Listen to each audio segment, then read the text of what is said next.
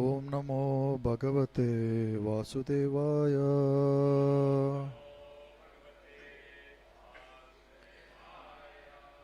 ओम नमो भगवते वासुदेवाय।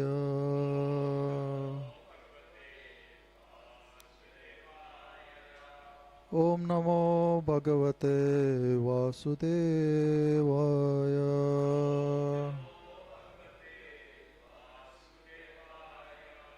नारायणं नमस्कृत्यं नरं चैव नरोत्तमं दैवीं सरस्वतीं व्यासं ततो जयमुदीरयेत्। नष्टप्रायेषु भद्रेषु नित्यं भागवतसेवया Bhagwati उत्तमश्लोके भक्तिर्भवति नैष्टिकी।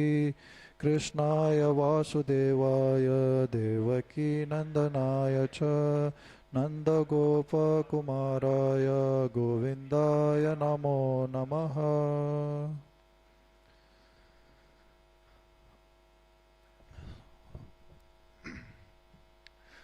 Welcome everyone for today's Bhagavatam class. So today we are discussing on Canto 4, Chapter 13 and Text 11.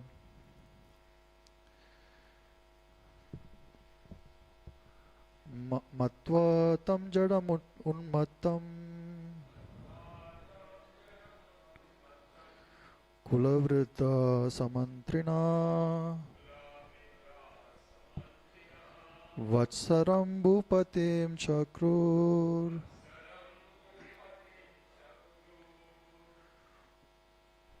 yayamsam brahme sutam matva tam jadam unmattam kulavritta samantrina vatsaram bhupatim chakrur yayamsam brahme sutam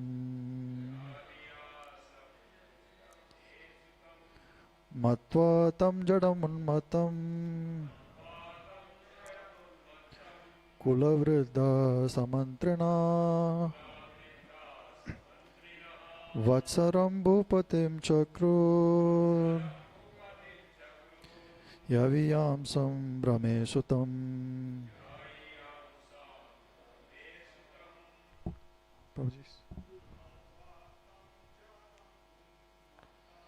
Matva tam jadam unmatam kulavritta samantrinaha vatsaram bhupatim chakrur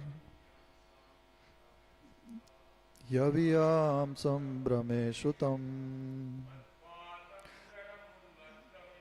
Matva tam jadam unmatam kulavritta samantrinaha vatsaram bhupatim chakrur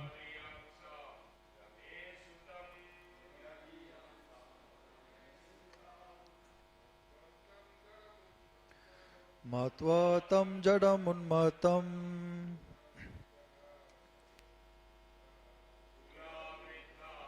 samantrinaha vatsaram bhupatim chakrur yaviyamsam brahme sutam. Mataji. Matva tam jadam unmatam kulavritta samantrinaha vatsaram bhupatim chakrur yaviyamsam brahme sutam.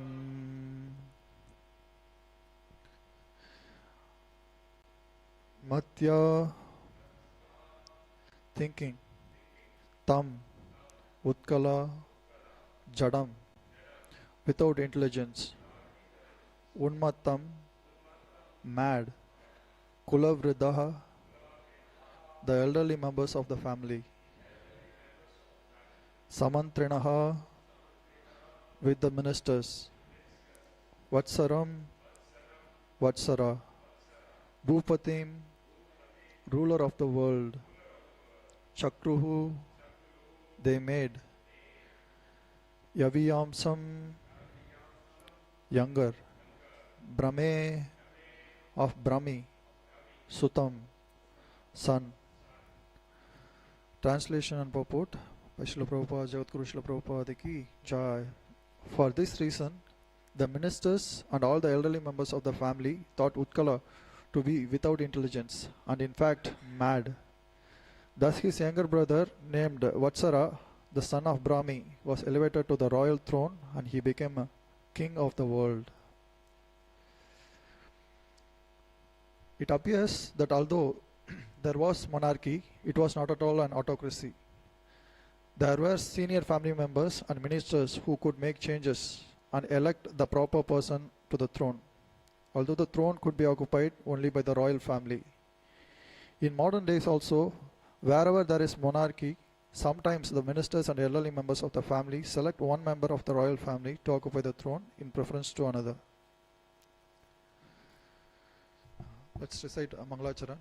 Om Ajnanatimrandasya Jnananjana Shalakaya Chakshurunmilitam Yena Tasmai Shri Gurave Namaha Shri Chaitanya Manobhishtam Sthavitam Yena Bhutale Swayam Rupa Kadamayam Dadati Swapadantikam Vandeham Shri Guru Shri Yuta Padakamalam Shri Gurun Vaishnavamscha Shri Rupam Sagrajatam Sahagana Raghunatanvitam Tam Sajivam Sadvaitam Savadutam Parijana Sahitam Krishna Chaitanya Devam Shri Radha Krishna Padan Sagana Lalita Shri Vishakhanvitamscha He Krishna Karuna Sindhu Dinabandhu Jagatpate Gopesha Gopika Kanta Radha Kanta Namostute Tapta Kanchana Gaurangi Radhe Vrindavaneshwari Vrishabhanu Sute Devi Pranamami Hari Priye Vancha kalpatarubhyascha kripa sindhubhya eva cha patitanam pavanebhyo vaishnavebhyo namo namaha. Jai Shri Krishna Chaitanya Prabhu Nityananda Shri Advaita Gadadara Shri Vasadi Gaura Bhakta Vrinda Hare Krishna, Krishna Krishna, Hare Hare, Hare Rama, Rama Rama, Hare Hare.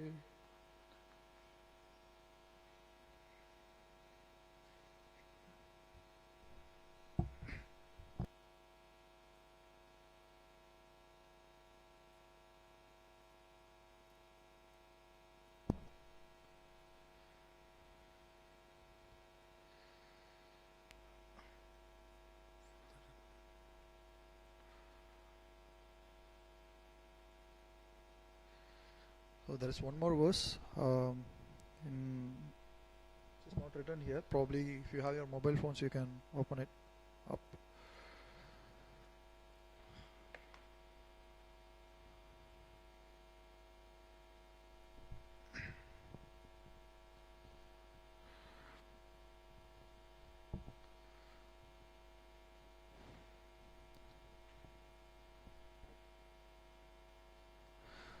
Swarvistirvatsarasyesta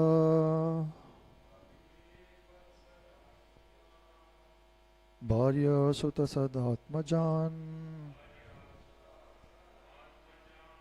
Pushparnam Tigmaketum Cha Isamurjam Vasunjayam Swarvitihi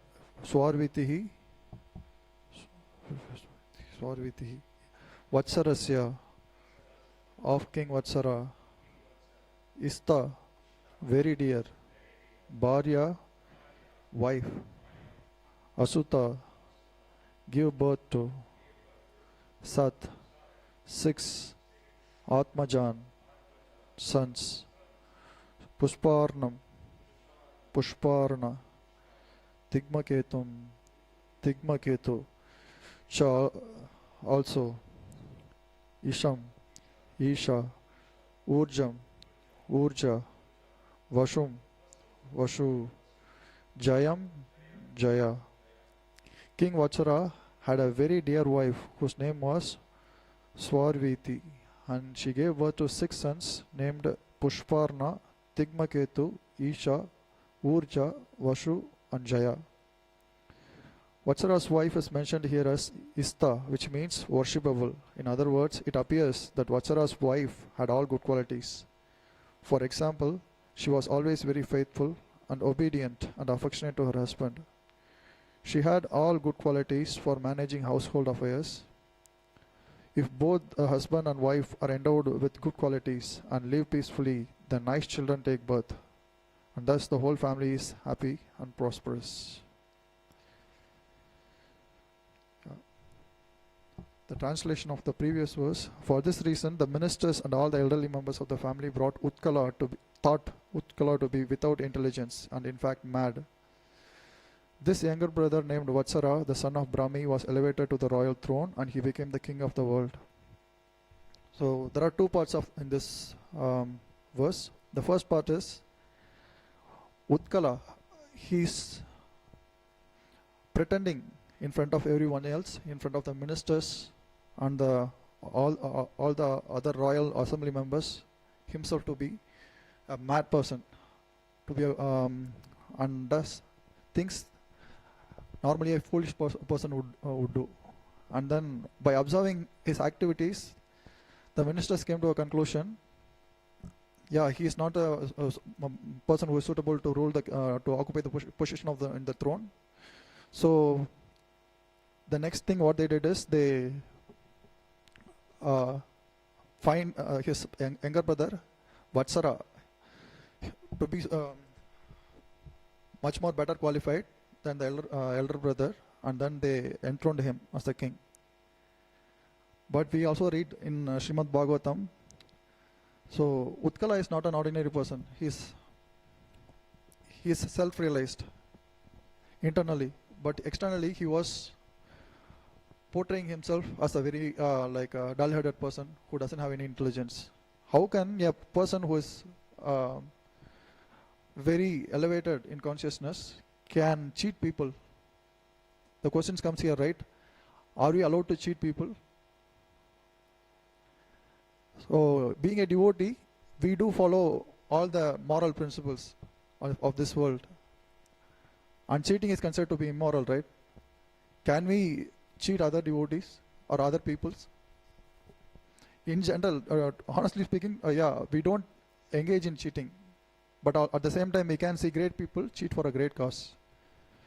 Example, Vasudev, when the woman came from the sky that informing Kamsa that you will be killed by the 8th son of your sister Devaki. As soon as hearing that, Kamsa wanted to kill his own sister without even considering that she is very she's her own relative and very young and newly got married very newly. So Vasudev tries to pacify him in so many different ways, but Kamsa was being from the demoniac nature. He refused to accept any of his good instructions. And then finally Vasudev, as a last resort, he offered Kamsa, don't worry, if at all I beget any children, I'll bring them to you. You can do whatever you want to do with them. So I won't keep them with me. And then Kamsa was very much faithful or convinced of the truthfulness of Vasudev. And then he agreed, yeah, I trust you, and then I'll leave your wife alive. And then but still he couldn't fully trust him. So he wanted them to be under his controls. So he imprisoned them. And then subsequently we can see that we read in Srimad Bhagavatam that Vasudev, like as soon as he got a child, he directly went and offered it to Kamsa. And he did this for all the 6 children. And the 7th child, it was a miscarriage. So, on the 8th child, when actually Krishna born, Mother Devaki exhibited a concern that I am afraid that Kamsa might come and harm you. Please do something. And in this case, instead of offering the child, Krishna, who was taken birth, newborn child, instead of offering him to Kamsa, on the order of Krishna, Vasudeva takes baby Krishna to Gokula and swaps the child instead of bringing it to him. And brings it to Kamsa and gives him. Technically speaking, Vasudeva actually cheated Kamsa by breaking his own promise. But the reason behind that is devotees, they don't care about the moral principles of this world when it comes to serving the Supreme Lord. For example, like the so-called moral principles are applicable to the duties that we have to perform in this material world. But when it comes to devotional service, even if it can be externally seems to be so-called immoral, but actually that is the morality, because we have duties in this material world, right? Each and every one, as soon as we take birth, we are indebted to 6 people. Deva Rishi Bhutapta Nirnam Pitarnam Nakin Karon I am Rinicha Rajan. So Deva, so demigods, Rishi, so the sages. Why Devas? So we are indebted to the Devas because they offer the rains and food grains. So they offer heat, light without charging. So we are indebted to them. So we are not paying anything back to them in return, right? So we are the way of repaying them is by performing yagyas, sacrifices. Similarly, the sages, they provide scriptures because of which we come to know what is karma, what is akarma, and then we learn different aspects of knowledge for our existence in this material world. Bhuta, other living entities, Apta, friends and relatives, Devarshi Bhuta Apta, Nirnam and Pitarnam. So Pitarnam means forefathers. So it is considered that one is considered to be a very great personality because of his lineage also. For example, Krishna addresses Arjuna, O Kaunteya, O Kuru, because in that way he glorifies Arjuna. You are born in a great dynasty and great family lineage. Likewise, we get this privilege of respect and honor just by taking birth in a family of a particular lineage. So because of which we are getting respect and honor and adoration in this material world. So we are indebted to them. So because of which we do perform pitir, we offer pinda for the forefathers in order to fulfill the debt to our forefathers. And apart from this, we are also belongs to a particular varna, caste, and ashrama, and there are duties that are allocated for particular varna and ashrama. So we need to fulfill those duties. And these duties, and when it comes to duties, there are 2 types of duties. One is duties that is pertaining to the body, and that is the duty that is pertaining to the soul. So here we can see that is swadharma. So the duty which is specific to one particular person according to his social position is considered to be the swadharma. However, Sanatana, the other duty is the higher duty, which is Sanatana Dharma. Sanatana Dharma means the duty that is eternal, that that that is not limited by body or mind. So that duty is superior. So it is called as the word Sanskrit word that is mentioned here is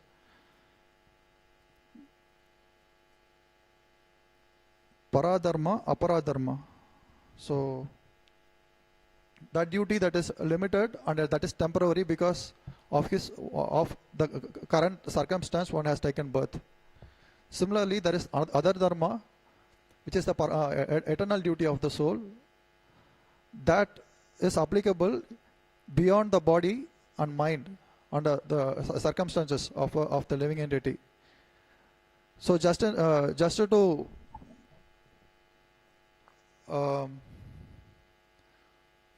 if someone is dedicated, so someone is willing to dedicate his entire life to perform his parodharma, they can avoid performing their ordinary swadharma, like the dharma of a king or dharma of a duty of a son. They can neglect to perform such duties, and then because they have fully dedicated themselves to the higher for the performance of higher principles, higher parodharma. So here we can see like Utkala, being self-realized, he understood if he gets entangled in the duties of a king, it will be an obstacle. And then he decided to pretend himself to be a mad person in front of the ministers, and he chose and he cheated them in that way so that he can perform his spiritual duties without any disturbances. We can see similar traits in the life of other devotees as well. Cheating others so that they can engage in spirituality. For example, Sanatana Goswami, he was working as under a Muslim king, and then when they heard of the appearance of Chaitanya Mahaprabhu, they wanted to get rid of their kingly duties for their king. And then Sanatana Goswami informed, once sent a letter to the king, I am sick, I can no longer until I am sick, I can't come and work as a minister under you, so I am taking leave for a few days. And then the king thought, okay, he must be sick, so I'll wait for him until he comes back. And then what did Sanatana Goswami do? Actually, he was not sick, externally speaking, but he was discussing Srimad Bhagavatam in the assembly of Vaishnavas. And then the king waited for a couple of weeks and thought, his younger brother has already left, Rupa Goswami, but so at that time their name was Dabir Kash and Shakira Malik. So his younger brother has already left the position. Now he is also not coming. What is happening with them? So the king himself personally want to visit Sanatana Goswami and then see whether he is actually sick. And then when he came and saw, he was like sitting in the assembly of Brahmanas and Vaishnavas, and he was releasing Srimad Bhagavatam. And then when the king saw Sanatana Goswami, and he asked, you told you are sick, but why are you, I don't see you are sick. And then Sanatana Goswami replied, yes king, I am sick of material existence. That is why I took leave. I don't want to work anymore under you. And then the king got angry and he imprisoned Sanatana Goswami as well. And then eventually, Sanatana Goswami managed to escape by bribing the doorkeeper of the prison. And similarly, we can see in the Asamanjasa, son of Maharaj Sagar, he was also a yogi in his previous life, but due to bad association, he couldn't perfect his yogic process, and instead of because of which he fell down, and he took birth as a son of a king, which is Maharaj Sagar, and Maharaj Sagar was performing 100 Aswamedha Yagya. And in the course of doing, like he was expecting that. So here, in this case, Asamanjasa, although he took a birth, he still remembered that he was a yogi in his previous life. And then what he did, he started killing innocent children by sinking them into the water, Sarayu river. And then the people went and complained to the king, your son is so arrogant and cruel that he's killing all these innocent children by submerging them deep into the water. So, and then the king, Maharaj Sagar, got really angry, and then he banished him from his kingdom. And before leaving the kingdom, Asamanjasa, King Asamanjasa, like Prince Asamanjasa, he brought back, using his mystic siddhi which he has acquired from his previous birth, he brought all those children he killed alive and then gave it to them, showed it to them, and then immediately before they could recognize that his greatness, he immediately left to the forest. So in this way, great personalities cheat others for a great cause. So what to speak of? We can see the similar trait in Mahabharata as well. When Karna, he was defeated in the battlefield, like and his chariot was not Karna. This is in terms of Drona. So the biggest obstacle for the Pandavas in the Kaurava army is Dhritarashtra and Drona. Drona and Bhishma. So after Bhishma was defeated in the battle by Arjuna, the next biggest obstacle is Dronacharya, and he was so invincible that nobody can able to withstand him. And then Yudhishthira Maharaj, before the beginning of the battle, Yudhishthira Maharaj says, ask the blessings from Bhishma as well as Dronacharya. And then here he also asked them, how can I defeat you? O king, nobody can defeat me in the battlefield, but if I hear an inauspicious news from a trustworthy person, I will stop my battle. That's what Dronacharya informs to Yudhishthira Maharaj. And the battle was going on, and when the day comes, when they need to defeat Drona, Lord Krishna went and approached Yudhishthira Maharaj. So Dronacharya here is so indefeatable. So in order to defeat him, you need to speak a lie. He told, you have to, and then what should I do then? Yudhishthira Maharaj asks, and Krishna says, you have to say that Dronacharya's son has died. And then Yudhishthira Maharaj, he was shocked. How can I do that? And then eventually, they convinced him so that to say that you don't need to lie, but at least you can tell that Ashwatthama died. But because there is another elephant named Ashwatthama, which is also in the battlefield, and they planned it in such a way that Ashwatthama is very far away from Dronacharya, within the vicinity of within his vicinity, so out of his vicinity. So in that way, they made Bhima to kill the elephant, and some servants went and informed Dronacharya that Ashwatthama got killed, and then Dronacharya was shocked. I don't trust you. I will trust only Yudhishthira, because he follows Dharma perfectly. So, and Dronacharya goes and asks Yudhishthira Maharaj, so are they saying the truth? Then Dronacharya said, Yudhishthira Maharaj said, yes, Ashwatthama was killed. But actually, Yudhishthira Maharaj was meaning the elephant Ashwatthama, not his son Ashwatthama. But before he could say it is an elephant, Arjuna blew his conch shell very loud, so that sentence could not be heard by Dronacharya, and Dronacharya became very sad. And hearing that his son he thought that his son has passed away, he decided to not to battle anymore.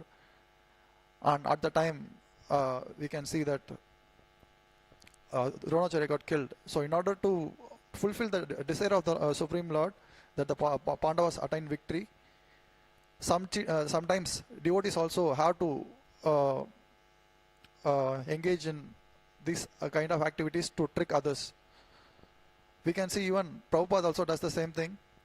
Like initially, when devotees, when he was preaching in the Western world, people came just to take prasadam, and eventually what happened? They all became shaven-headed devotees and dedicated their life fully. So generally, devotees don't say, you come and practice spirituality.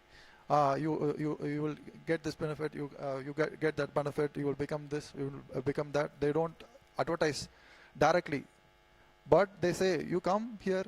We have a very nice building. We have very nice deities who look very beautiful. We decorate them every day, and we also serve very tasty prasad. So in that way, so you can have a very good time in the temple. Just like you are going to any other place, like you go to park, you go to beach. Similarly, you can also visit the temple once in a while, and then you would like it. Like that, we go and inform people, and people come, thinking that they are they are going to yet another tourist spot. In that way, they come, and then they take prasad. And what happens eventually? They start liking that environment. They will come. They tend to visit regularly. Eventually, they become devotees and give up all their so-called enjoyments of meat eating, intoxication, illicit sex, and gambling. So, in one sense, devotees have that privilege to cheat others for their own benefit, not for themselves. Similarly, the second part of the verse says, Prabhupada hits on the point of democracy. Although it is a democracy, there are ministers who can even dethrone or enthrone kings. We can see similar examples in the life of King Vena. When Vena, he was a son of Maharaj Prithu. So he was so sinful that he would even kill. He also kills innocent children, and he would also advise the Brahmanas, "Why are you worshipping the Supreme Lord? A king is the representative of the Supreme Lord, so you should all worship me." And then the Brahmanas, the ministers and the Brahmanas, they considered that he is not a suitable person to occupy the throne. So what they did, they uttered Vedic mantras. Just by uttering the mantras, they killed him, and then they dethroned him from his position. Similarly, we can see there are other examples of Krishna. He thought the Kauravas, they occupied the rightful kingdom that belongs to the Pandavas, and Krishna know that Kauravas are not very qualified, are rightful persons to occupy the throne. So he arranged for the Mahabharata war to happen, and he wiped off all the Kauravas from the face of the earth, and then eventually he established Yudhishthira Maharaj as the king of, as the emperor of the world. So although we can see that democracy means currently nowadays people elect the leaders in the society, right? But at the same time, we can also see people can also de-elect if they can, if they want to protest, they can also de-elect. Similarly, in the Vedic tradition also, although they are kings and generally the descendant of the kings occupy the throne, still if the ministers or the royal family members identify that the person who that person is not suitable to occupy the throne, they would dethrone him, and then find an alternate person who to occupy the throne in order to um, in, uh, in order to keep the peace and order of the society. Um, I think time is 8:45. So I would like to end here. Is there any comments? Yeah. Thank you, bro. ग्रंथराज Shrimad Bhagavatam की जय.